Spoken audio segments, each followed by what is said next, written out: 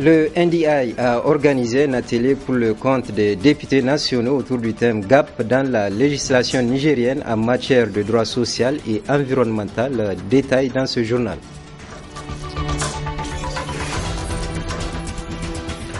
Ensuite, nous parlerons dans cette édition de la célébration de la Journée mondiale des enseignants qui a été placée sous le thème « La problématique du genre dans les syndicats au Niger ».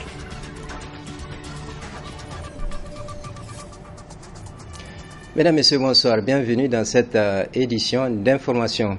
Tout d'abord, retenez que le syndicat national des journalistes et communicateurs en langue nationale a aujourd'hui un an. Pour commémorer cet anniversaire, le SYNAJOC a organisé une conférence sur le thème rôle et responsabilité des journalistes en langue avant, pendant et après les élections. Compte rendu Assoumana China et Nasser Sedou. Pour commémorer son premier anniversaire, le syndicat national des journalistes et communicateurs en langue nationale se joint au contexte en organisant une conférence sur le thème rôle et responsabilité des journalistes en langue avant, pendant et après les élections. Une manière d'outiller ses militants sur la question. Nous préparons d'ici 2016, Inch'Allah, les élections générales. Donc c'est pour voir de quelle manière nous, en tant que journalistes et communicateurs en langue nationale, nous allons contribuer pour une élection libre, apaisée et transparente. Et surtout, comme vous le savez, deux fois par risque de dérapage de l'information. Et cette année, il y a à peu près 5 à 6 de nos confrères qui ont été interpellés à la police judiciaire et après, ils ont été libérés. Donc c'est pour voir dans la possible de mesure si on peut y remédier à ces problèmes-là. Bien outiller les journalistes, les apprendre l'éthique et la déontologie des journalistes. Surtout si vous vous référez au temps passé, là, la majorité des formations qui font nos organes, là, c'est à l'intention des journalistes en français. Nous, les langophones, nous n'avons jamais bénéficié de ces journalistes. Nous sommes dit pourquoi ne pas nous organiser pour voir de quelle manière nous allons apporter notre contribution à nos confrères pour que dorénavant, que nous puissions nous mettre en garde de ce qui peut venir. Une initiative du SYNAJOC bien appréciée par le ministre de la Communication. L'initiative du SYNACOJ qui a décidé d'organiser aujourd'hui cette conférence avec un thème aussi important. Un thème qui interpelle toute la population du Niger. Le rôle du journaliste en langue avant, pendant et après les élections. Et nous sommes dans un moment de pré-campagne, donc ce thème est venu à point nommé. Nous avons souhaité que les participants à cette conférence prêtent une oreille attentive aux conférenciers et que les débats soient des débats instructifs et constructifs pour notre pays. J'ai profité de l'occasion pour saluer aussi le SYNAJOC pour la création même de ce syndicat, parce que les langues nationales sont le premier vecteur de l'information en direction de notre population.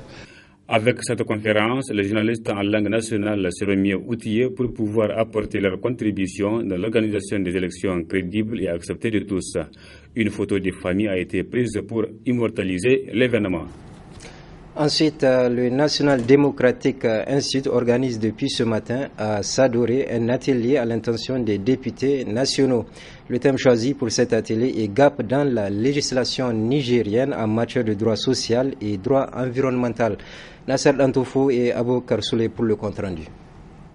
Passer en revue et s'approprier des résultats de 2 études réalisées sur le financement du National Democratic Institute NDI, c'est l'exercice auquel doivent se livrer les députés nationaux présents à cet atelier. 2 études complémentaires qui font ressortir les gaps qui existent dans la législation nigérienne en matière de droit social et droit environnemental dans le domaine des industries extractives. Les industries extractives sont très importantes pour le Niger. Et c'est important qu'il y ait aussi une bonne législation autour de ces industries extractives. Alors, qu'est-ce qu'on a décidé de voir avec les députés, où sont les gaps encore dans la législation, et pour discuter avec eux où ils peuvent trouver des solutions pour ces gaps. C'est important aussi à ce moment que cette législature finit. C'est la dernière année de cette législature. Et alors, c'est bien qu'ils font un état de lieu de la législation et voir aussi où sont les gaps qui restent pour eux-mêmes ou pour les futurs députés encore. Un appui technique dont ont besoin les députés nationaux afin d'améliorer la qualité du travail législatif dans le domaine des mines et du pétrole. Il n'est pas exagéré de considérer que ces deux études constituent des outils d'aide à la décision. Pour nous, parlementaires, d'autant qu'elles ont permis, après un état des lieux de la législation dans le domaine concerné, de déceler les gaps à combler au moins d'une transposition conséquente des instruments internationaux ratifiés par le Niger ou à travers l'élaboration de nouvelles lois. Les conclusions auxquelles sont parvenues les deux études nous incitent à légiférer en restant davantage au plus près des préoccupations de nos mandants. Il s'agira notamment de contribuer à l'élaboration d'une législation du travail plus protectrice des faibles et à la mise en place d'une législation qui oblige les industries extractives à assumer convenablement leurs responsabilités sociales et environnementales. C'est avec un réel plaisir que nous nous retrouvons à Sadoré pour nous livrer à un exercice aussi stimulant. Je vous invite donc tous à vous y livrer avec l'attention qui s'y est. Une présentation détaillée a été faite sur les axes essentiels de ces deux études par des experts en la matière et enfin s'en est suivi échange et débat entre participants, modérateurs et consultants. La problématique du genre dans les syndicats au Niger, c'est le thème qui a été retenu aujourd'hui pour la célébration de la Journée mondiale des enseignants. D'autres précisions avec Biba Dangoringo et Ibrahim Abdou.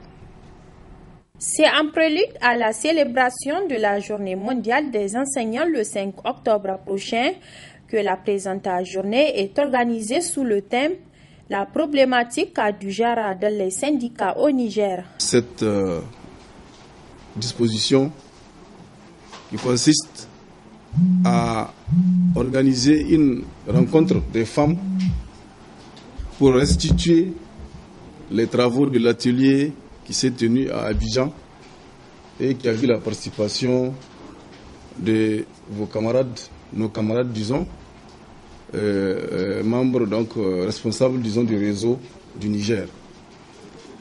Avant le lancement de cet atelier, vous me permettrez d'abord de situer effectivement cette activité. Parce que cette activité, comme vous le savez, elle rentre dans le cadre de la commémoration de la Journée internationale des enseignants. Cette journée qui est commémorée dans notre pays depuis plusieurs années, en tout cas par les syndicats affiliés à l'IE, et qui a été initiée par l'UNESCO. Il faut dire que depuis les 2 dernières années, cette célébration a pris de plus en plus d'ampleur. Les activités de cette journée consistent à restituer les travaux exécutés chaque année. Les activités commémorant la Journée internationale de l'enseignant. Et nous profitons de cette plage que nous offrent nos syndicats affiliés pour parler de la vie de notre réseau. Le réseau des enseignants syndicalistes de l'Afrique de l'Ouest, section du Niger. Nous aurons à développer le thème sur la problématique du genre dans les syndicats. Le genre, comme nous le savons, ce n'est pas le genre comme nous l'entendons, la notion biologique, c'est les relations entre les personnes dans la société. Notons que la Journée mondiale des enseignants édition 2015 sera commémorée sous le thème « Un personnel enseignant fort pour des sociétés durables ». Plusieurs participants étaient venus des autres régions de notre pays pour assister à Niamey au lancement des travaux d'élaboration et d'adoption des statuts et règlements intérieurs du réseau national des clubs d'écoute du Niger. Maïmouna Daouda et Sadoumi pour le reportage. Ils se sont tous retrouvés ce samedi dans l'enceinte de la mairie du 5e arrondissement communal de la ville de Niamey. Objectif: participer au lancement des travaux d'élaboration et d'adoption des statuts et règlements intérieurs du réseau national des clubs d'écoute du Niger. Occasion pour le président de ce réseau d'adresser ses remerciements à tous leurs partenaires. Je n'oublierai pas de remercier tous les camarades du club Canal Espérance FM du 5e arrondissement pour l'organisation et le soutien financier de cette rencontre. Enfin, je remercie tous les délégués des clubs d'écoute des régions qui ont voulu assister à ces assises en vue de l'élaboration et l'adoption du statut et règlement intérieur du réseau national des clubs d'écoute du Niger. Merci également aux personnes ressources et à tous les participants à cette rencontre. Je lance un appel à tous les participants à l'élaboration et l'adoption des statuts et règlements intérieurs du réseau de clubs d'écoute du Niger de mettre en œuvre pour la réussite des travaux. Le réseau du club d'écoute a choisi la mairie du 5e arrondissement pour tenir ses assises. Le premier responsable de cette entité se réjouit. Mon arrondissement est d'autant plus honoré en abritant les travaux d'élaboration et d'adoption des statuts et règlements intérieurs du club d'écoute du Niger. Le président du dit réseau est un citoyen du 5e arrondissement que j'ai la charge de diriger. Je ne douterai pas un seul instant l'amour qui vous anime pour doter votre réseau des textes qui régiront votre fonctionnement. Mon entité administrative y attache un intérêt particulier car votre organisation a réalisé plusieurs activités d'intérêt général au profit des citoyens du 5e arrondissement. Les principales actions sont les journées de salubrité au cimetière et des lieux publics. Soyez-en remerciés. 2 jours durant, ces participants venus des autres régions du pays auront à examiner et à adopter des statuts et règlements pour la bonne marche de ces clubs. La République fédérale d'Allemagne a célébré hier le 25e anniversaire de la réunification des 2 Allemagnes. Au Niger, cet anniversaire a été fêté au sein de l'ambassade d'Allemagne. Compte rendu Adam Soumana et Cheb Guisso.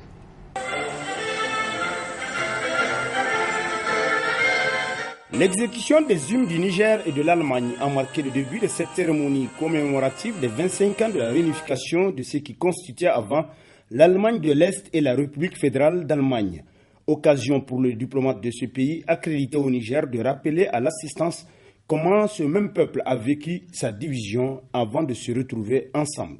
Alors que le mur s'effondra et la réunification se fit, j'étais moi aussi surpris par la rapidité des événements et par la force de la dynamique qui le stimulait. De même que le reste de l'Occident, la République fédérale fut elle aussi littéralement dépassée par les événements. L'ouverture du mur, la chute du régime communiste et la réunification de l'Allemagne ont été possibles grâce à la révolution pacifique des Allemands de l'Est. Leur courageux soulèvement contre la dictature faisait partie d'un processus européen qui avait commencé quelques ans plus tôt en Pologne et qui devait finir par apporter la liberté et la fin de la division de notre continent. Ce fut, c'est ainsi que nous pouvons le dire en rétrospective, un rare moment de bonheur dans l'histoire commune de l'Europe. Cela nous ferait sans doute aujourd'hui du bien. Alors que notre identité européenne commune est confrontée à l'un de ses plus grands défis, de nous souvenir de l'optimisme et du sentiment d'appartenance collective de ces jours. En marge de cette cérémonie, rehaussée par la présence de quelques membres du gouvernement et des membres de corps et missions diplomatiques, l'un des membres du gouvernement nigérien, tout en louant l'exemplarité de la coopération entre les 2 pays, a salué la réunification de l'Allemagne. Nous saluons l'acte de l'unité nationale, l'unité d'un peuple, l'unité d'un pays, c'est une très grande chose. Nous souhaitons que ce qui est arrivé en Allemagne le 3 octobre 1990, ce soit la même chose pour tous les pays. Je vais parler de l'unité. Au Niger, je souhaite aux Nigériens une bonne unité nationale, qu'elle soit renforcée. Donc je souhaite aux Allemands qui sont réunifiés, Allemagne de l'Est, Allemagne de l'Ouest, aujourd'hui un seul grand pays de l'Europe. Nous leur souhaitons une joyeuse fête. L'ambassadeur d'Allemagne au Niger l'a dit, ils ont là des raisons de fêter, parce qu'il s'agit de l'unité de tout un peuple qui était divisé pendant 40 ans. Vivement donc la réunification des Allemagnes constituant de nos jours une nation forte qui compte parmi l'une des puissances européennes, voire mondiales.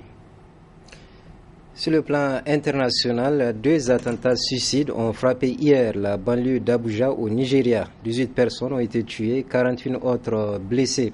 Une nouvelle fois, c'est le groupe Boko Haram qui est soupçonné d'être derrière ces attaques. Récit Marc Pop. Le quartier d'Abuja, bouclé par les autorités. Les rues de la capitale nigériane portent les stigmates du double attentat de la veille. Les 2 explosions se sont produites vendredi vers 22h30 près d'un poste de police dans le quartier de Kuje, faisant plusieurs victimes. Je suis sorti pour m'acheter à manger et en rentrant, j'ai vu l'explosion. Quelque chose m'a alors touché. J'ai ouvert ma chemise et je l'ai retirée, mais ce n'était qu'un petit éclat. Selon les premiers éléments de l'enquête, il s'agirait de 2 kamikazes, un homme et une femme, qui auraient fait exploser leur charge. Les autorités nigérianes prennent depuis toutes leurs précautions. Toute la journée, une unité anti-explosif a été déployée dans le quartier et des recherches ont été menées. Si les attentats n'ont pas été revendiqués, tous les regards se tournent vers Boko Haram. Le groupe islamiste a déjà plusieurs fois ciblé le quartier de Kuje, où se trouve une prison détenant des dizaines de prisonniers du groupe. Depuis la prise de fonction du président Muhammadu Buhari le 29 mai dernier, l'armée est en guerre contre les islamistes et a accumulé plusieurs succès. Boko Haram multiplie les attentats suicides dans la capitale et les opérations contre des villages du nord-est du Nigeria.